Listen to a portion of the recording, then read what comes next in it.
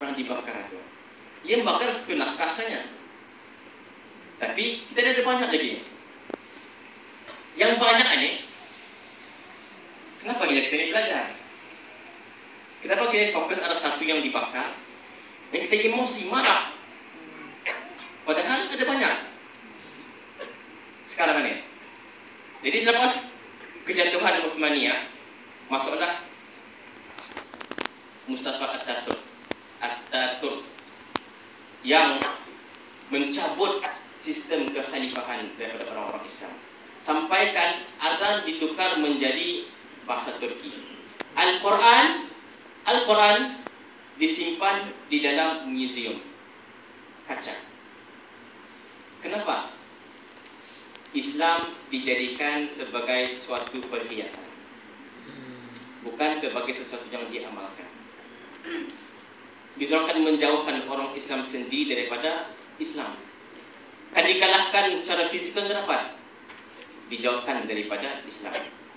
Sampaikan bahasa Arab sendiri, orang-orang Islam tidak tahu.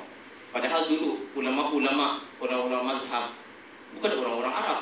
Imam Bukhari bukan orang Arab, orang Uzbekistan ni sila. Abu Hanifah bukan orang Arab. Sibawai yang pakar bahasa Arab bukan orang Arab.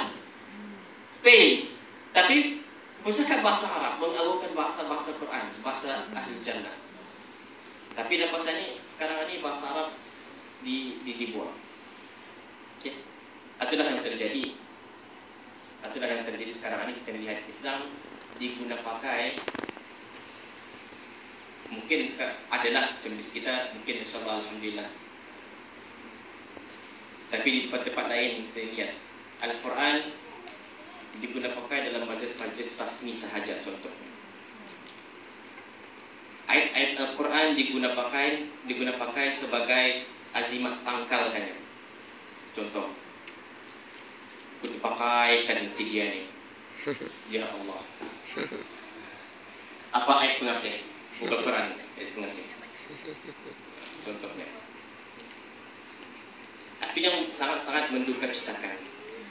Dulu masa zaman era Uthmaniyah, kejatuhan era Uthmaniyah, musuh-musuh Islam downgrade Islam ini sampai jadi macam itu.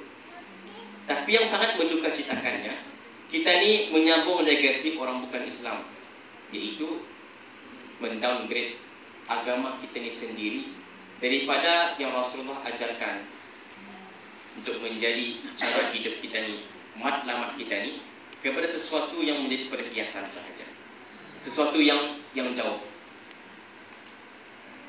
Ibn Khaldun dalam kitabnya Muqaddimah, dia bercakap pasal ini, the rise and fall of civilization, dia bergantung bukan kepada harta sebuah tamadun itu, bukan kepada hebatnya teknologi tamadun itu, tidak. Dia bergantung kepada orang-orangnya, the people themselves. Kalau orang-orang itu sendiri yang lemah, maka ia akan lemah. Orang-orang Islam mungkin satu ketika dulu tadi bangga dengan tamadun Islam kita ni, atau kita ni punya kenal tamadun Islam, Islamic Golden Age kita ni punya. Tapi sekarang ni ia dicuri, ia diambil. Masalah apa? Kita ni sendiri hingga rasa bangga sekarang ni dengan Islam. Itu kita ni adalah masalah. Lepas kejatuhan Uthmaniyah, habis khilafah orang-orang Islam, tanah-tanah Islam mula dipacak-pacak. Contohnya, kebanyakan kita ni di Nusantara Arab British, Palestin contohnya Arab British, Syria British, Afrika Algeria contohnya ke French, Morocco French, dipacak-pacakkan. Sampaikan mungkin di kita sendiri ada cousin-cousin yang di Lawas, di Sarawak, kan dulu satu tanah, lepas itu dipacakkan, tiba-tiba menjadi orang asing, padahal itu family. Oke, itu contohnya. Ingat, Jadi in order to solidify their foothold, orang-orang non-Muslim ini, the most important thing is to strip the people from Islam. Menjauhkan orang ini daripada Islam sendiri.